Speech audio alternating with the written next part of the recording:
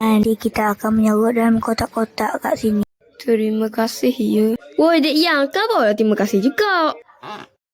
Okey. Hahaha, saya akan cari dia dalam ni sampai dapat.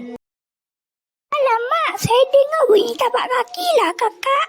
Okey, awak semua menyerutlah dalam kotak tu. Saya akan cari tempat menyerut yang lain.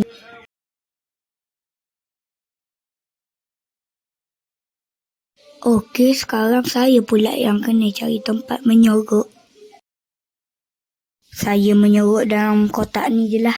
Tu ada coklat pula. Mana dia ni ha? Saya rasa dia ada dalam kotak tadi. Hehehe. Hah? Aduh, bukan rupanya. Bunyi apa tu tadi? Saya kena menyerut dalam almari ni cepat. Hahaha, nasib baik labah-labah tu buta. Saya dengar bunyi orang cakap apa-apa tadi kat sini. Alamak, dia tahu pula saya ada kat sini. Kat sini pun kau. Tidak. Sekarang dua orang tu pula.